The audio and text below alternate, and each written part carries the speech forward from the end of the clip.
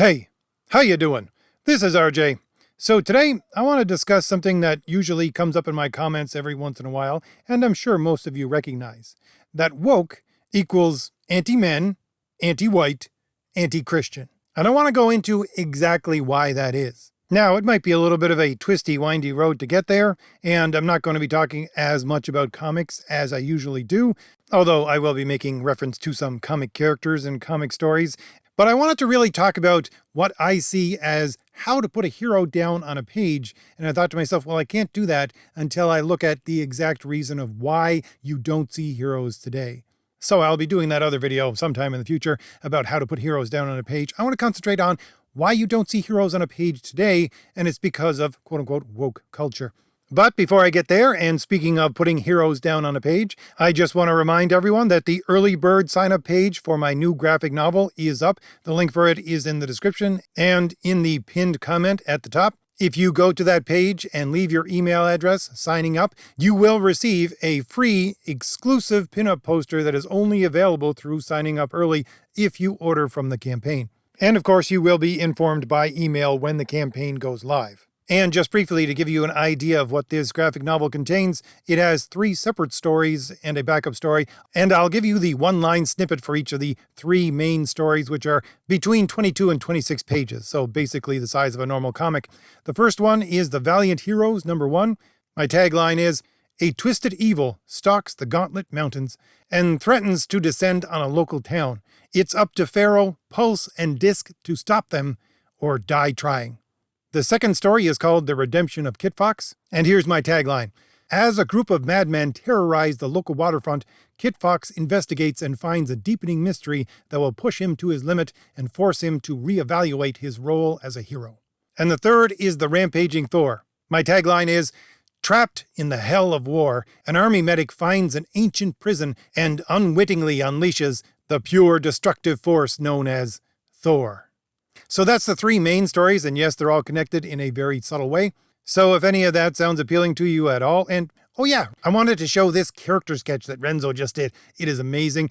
I posted it and a bunch of people went, "The proportions are off here and here and here," and I'm thinking to myself, I gave Renzo a verbal description of what I wanted, and this is what he came back to me in 2 days with as a sketch, along with 6 other sketches for pinups. The man is an amazing artist, and this is what he considers a character sketch that he throws together in 2 days. This is a new character that actually appears in 2 of the stories. But anyway, if any of that sounds appealing to you at all, you might want to click on that link in the description or in the pinned comment and go over and leave your email address so that you can be informed by email when the project goes live, and then receive a free exclusive pinup poster if you order from the campaign.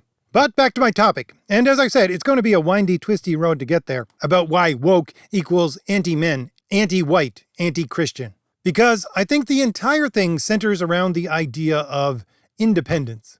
Now, this is something that I've had to deal with on my channel since the very beginning, because I have people that listen to my channel who are certainly not conservative. A lot of you who are subscribed from the very first of my channel said, no, I'm a traditional liberal.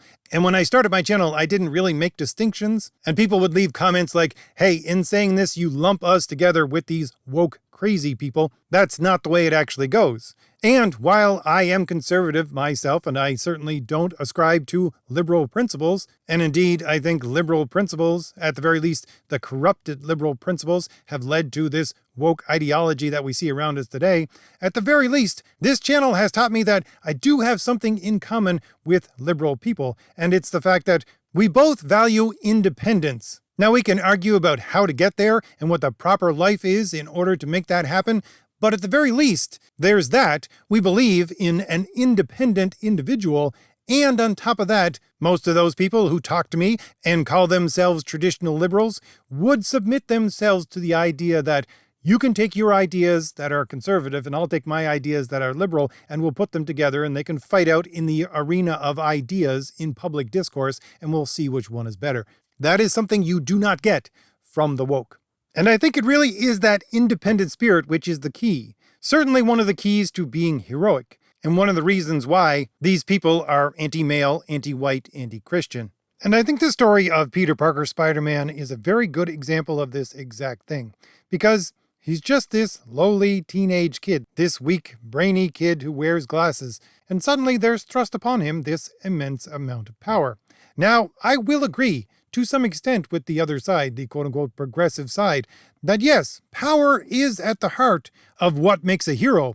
But that description of power, where it comes from, how you handle it, we think about those things entirely different. And I'll get into that in a little bit. But the point is, this power was thrust upon him, and then he had to become responsible for it. And the funny thing is, the people at Marvel, again, I listen to their podcasts all the time, they always pull out this line, talking about with great power comes great responsibility, and then they talk about responsibility in a collective manner.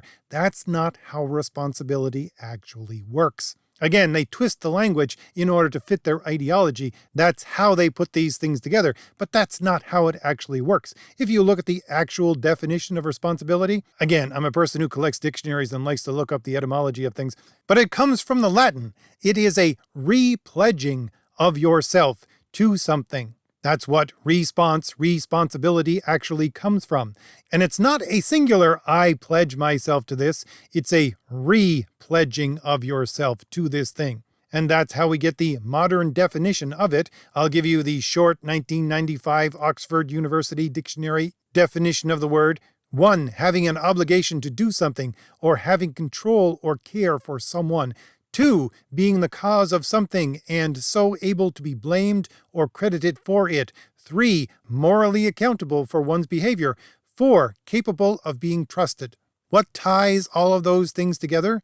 That the person themselves is responsible. It's because that they have to re-pledge themselves to someone, to something. And they then become the cause, which can be either blamed or credited for the outcome.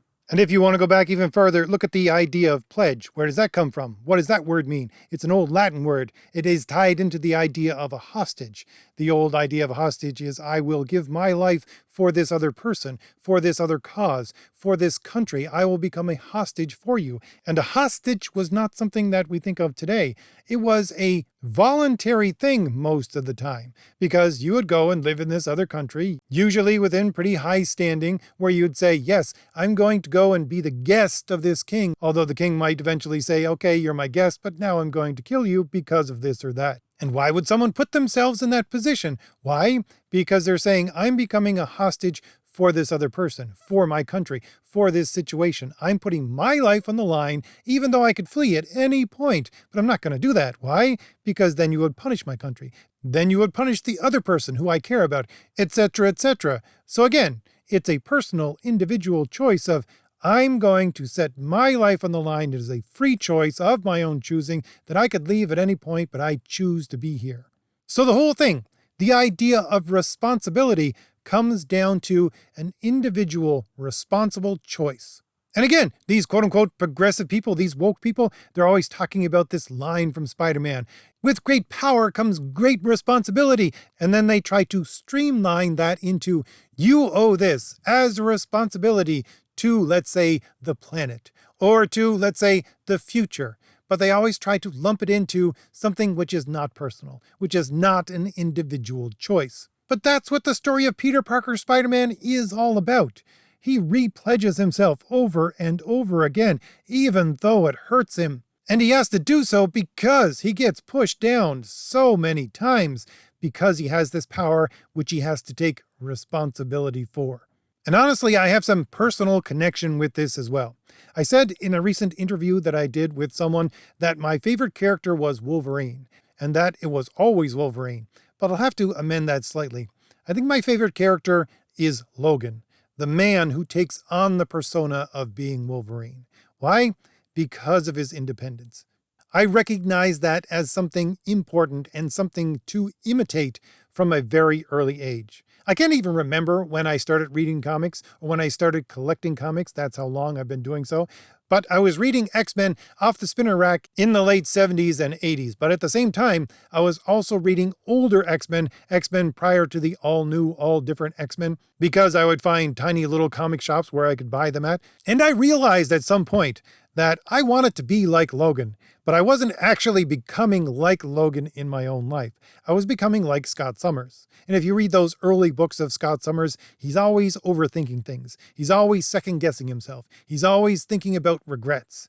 And that's who I knew I was becoming. And I didn't want to become that. I remember this old issue where the X-Men are falling to their deaths. And all you can see is the thought balloons of Scott Summers. And he thinks to himself, oh no, I'm going to die. And I never had the courage to tell Jean just how much I cared for her. And I thought to myself, you're an idiot. And at the same time was so upset with him because I realized I was that kind of idiot as well. I didn't want to be that. I wanted to be like Logan. I wanted to be independent. And that's what I started to direct myself towards. A person who would say to themselves, I know what's right and wrong. I thought about this a long time ago, so I'm just going to do. I don't need to sit here and think about it and hum and ha about it, second guess myself and have regrets. This is what needs to be done. I'm doing it now. That's an independent spirit. That's what I geared myself towards, and that's what I have become. And it is that independence that the woke, quote-unquote, progressive people need to squash. Because, as I'm always saying, and I'm sure people are probably getting sick of me saying this, but it's really at the core of this woke ideology, it's that their ideas are socialist, communistic in nature. That is to say, they want to lump everybody together in groups. Individuals don't matter in their ideology. You're lumped into one of these groups. You're either one of the oppressors or you're one of the oppressed. You're either part of the group that has power or part of the group that doesn't have power. That's part of where the whole terminology came from, woke, to begin with, because I've read the interview, at the very least, of the original fellow who came up with the term, or is credited with having come up with the term. He was a black musician, talking about how black people in America need to become awakened to the oppression that they, as a people, are subject to. Again, as a people, not as individuals, but as a group. And at the same time, this group mentality leads into the further part of the ideology, which is based upon everything is political. Everything is generated politically, and everything needs to be dealt with politically. And so everything is dependent upon what group are you a part of? What class are you a part of?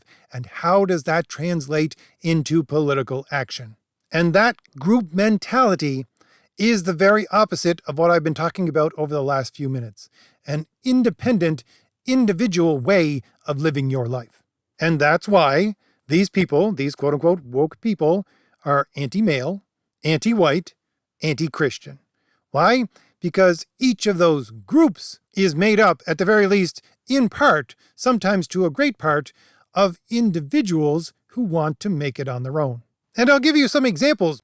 Just look at the idea of why they are anti-white. I think they are anti-white, certainly within America, because I'm talking about America, because politically, if you look at whites and non-whites and how their political power actually plays out, the swing vote is the independent people, and those independent people who will vote for one party this time and another party the next time, those people who make their own decisions, those people who say, I'm not making up my mind here to give you all of my political power for the rest of my life. I'm going to look at every situation and every time and figure that out for myself. Those independent people, if you look at studies, if you look at polls, if you look at data, where do those individuals typically come from? Those individuals are typically white. They're the fly in the ointment. Now, the reason for this? I don't think it's important for this discussion. Is it changing? It appears to be. Whether it keeps on changing in this direction, I don't know. But at the present time, it is white people who make up the swing vote. The majority of the swing vote are white people. Therefore, their political power to sway who is voted in as the leader and who is voted in as the government is very immense. Therefore, we can't allow them to exercise this independent thought and action because it's gumming up the entire works of having everybody vote and deal with things in a communal, class-based, group-based way, which is the way woke ideology wants people to think, act, and do things according to. And it's the same with male versus female. Males are more independent than females are. I don't even think I need to go into the argument for that, but I will, slightly. We know that men take more high-paying, high-risk jobs. Why? Because men think to themselves, yeah, I can do that. As an individual, I can do that. I can get over that hurdle. I can take this challenge. I'm ready for it. It's all dependent upon I. Not as a class, we're going to do this. It's me. I can do this. Another way to look at it, although I think some of it is inherent in being male or female, but one of the ways that's not inherent, one of the ways that's social, is the fact that women, because of what they inherently are, have more social power when they're young, because their social power is dependent upon beauty and health, that is to say, health to reproduce. Whereas men, their social power actually emerges much later on in life. And so for women, they say, yeah, I don't really need to do this myself. I'm going to get someone to do this for me. And they get into this mindset as they start to grow up and become less independent. Whereas for guys, no, I'm sorry. As a guy growing up, nobody's going to help you. You're told, do it yourself. Get out there and do it yourself. No, I'm not going to help you with anything. And so you learn to become more independent. And again, this is the reason why the woke are anti-male, because of that independence. They need to destroy that kind of independent thinking, independent actions, the ability of you to do things on your own. And this is exactly why they're also anti-Christian. Why? Because let's go back to the thinker I always go back to, Augustine of Hippo, in the late 3rd century AD, redefining for civilization the idea of what the will is. Which, by the way, is the same definition we still use today. He was redefining it from that old Greek and Roman way of thinking about how your free will actually works. Because they thought to themselves, yeah, sure, you have a free will, but a lot of the time, where you go and what you do and how your life plays out is not within your control. It's within the control of these larger forces, like fate and destiny and chance and Moira and doom and all these kinds of things that play into who you become, what you do, where you end up in life. But Augustine, interpreting things through a Christian lens, said, nope, it's all up to you. It's you and your choice. That's what your will is. Eventually, it comes down to you and your free will to choose, and everything is laid at your door. Sure, there are these larger forces, but how you deal with them is up to you. And he based this on the idea that, yes, we are created in the image and likeness of God. And what is that image and likeness? That image and likeness is the free will which you can determine on your own. Now, there may be outside interference that is going to play into your choices, but still, at the end of the day, the whole thing is based upon, his new definition is based upon, you, as an individual, have a free will. It is up to you to determine what you do, how you act, and that will determine where you end up. And that is the ultimate personal responsibility way of thinking. It is you are an independent actor and you need to choose. And once again, this is exactly the opposite of what your quote-unquote woke progressive people want. They don't want individuals, independent people who think they have ultimate control over their own destiny and what happens in their life and where they end up. No, you need to consider yourself part of a group. You need to give up that independent way of thinking and just follow the herd. And so, any one of these three things will put a target on your back that the woke will try to destroy. If you're a man, but you're not white, or you're not Christian, well, you're still a man. You have a target on your back. If you're a Christian, and you're not white, and you're not a man, well, you still got a target on your back. If you're white, and you're not a man, and you're not a Christian, you still have a target on your back. And if you're any combination of those three things, especially a combination of all three, you must be destroyed. Certainly, the way you think, the way you act, what is ingrained in you, not just through society, but through who you are and what you are, as fundamental as being a male or female, that needs to be shaped into something that is dependent upon the political class, dependent upon the people with power. And this is why I started off talking about why I want to describe what a hero is and how best to put them down on a page. Why? Because you take all of those virtues that I have talked about, whether they be connected to being a man, being a Christian, being a white person, or simply by being an individual, and they all feed into the idea of the heroic. Certainly the traditional idea of being heroic. As I'm always saying, the traditional idea of a hero is a paragon of virtue. That virtue is the power to accomplish your ends. That power is given to you by understanding and recognizing what your ends are. And all of that is dependent upon you as an individual taking responsibility for yourself and your own actions and saying, I'm pointing myself in this direction. I am going to do what is right. I am going to do what is just, what is prudent, what is courageous, what is temperate. That is me and my free choice. And one of the things that I think that most people miss about what is going on, about this indoctrination that happens within school, within entertainment, within everything you see around you, it's not to convert you, nor is it to convert your kids. It's to neuter you and neuter them, so that you can no longer make your own choices. Or if you can make a choice, that choice means nothing. Therefore, you don't really have control over your own thoughts, over your own actions, over where you eventually end up. You don't have the ability to be independent in that way. Because here's the thing about virtue, if you go back to how it has been talked about for millennia, you go back to ancient Greece, with Aristotle, as I usually do, 400 BC. And he talks about this, and it continues on throughout Western civilization, talking about how do you teach someone to act in a virtuous way and therefore become a good person in this way. It starts from the beginning. You have to teach your children in order for them to get comfortable with these ideas so that when they reach that age of reason and they themselves have the ability to choose, they have the tools necessary and available to them so that they can make choices that have meaning. That's part and parcel what the whole virtue of prudence is about. And so again, they don't need to convert you or your children. They just need to confuse you and them enough so that that independence is gone. And this is the desperate situation we face in the future, and we face right now if you look around you, because that choice of accepting that responsibility for yourself, what's that called? Well, that's called growing up. And you look around you today at society, certainly in North America, and you see how many people who just won't grow up. Why? Because they can't take responsibility for themselves. Why? Because they're not independent enough to do so. Why? Because they haven't been trained in how to do so by giving them the tools of ideas like virtue.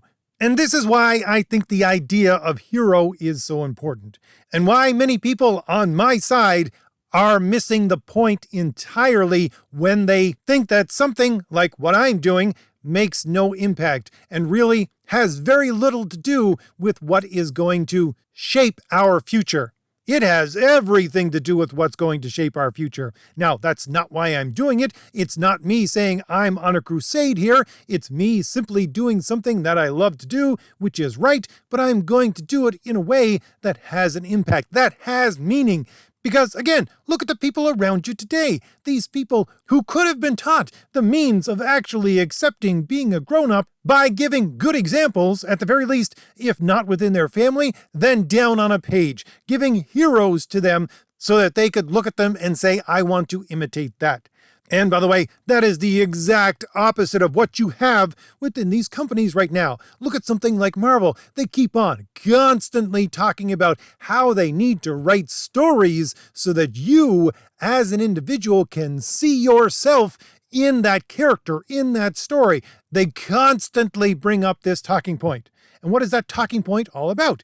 Well, it's about robbing you of your independence. It's about, look, see, you have to find yourself in the stories that are there because you're good as you are right now. You don't have to change. No, I'm sorry. That is a way of robbing you of all independence. Because what I did and what happened throughout Western civilization is that people read stories or told stories that had a hero in them, and it wasn't, oh, look, that's you. It's, there's a hero as an example for you. You need to change and become something like that. And that's why I'm here to say, when people do things and say things that are clearly anti-white, anti-male, anti-Christian, Don't look at those things themselves. Look at the reason why they are doing those things. And the reason why they are doing it is to rob you of something greater. It is the independence of making your own free choices. And if you don't recognize that and do something to counter it so that you can be independent, then you will fall into the exact trap that they want you to fall into, which is to live your entire life as nothing more than a child, rather than recognizing your true potential and becoming the independent man or woman that you deserve to be. So, if I've given you anything new to think about, hit like, hit the shield in the lower right-hand corner of your screen to subscribe, and leave me a comment. Tell me what you think about all this. And don't forget, the link for the early bird sign-up for my next graphic novel is linked in the description and the pinned comment. If you want to go over there and leave your email address, you will be informed when the campaign goes live and will get a free exclusive pinup poster if you then order from the campaign. All right, I'll leave it there. I'll see you later. Bye.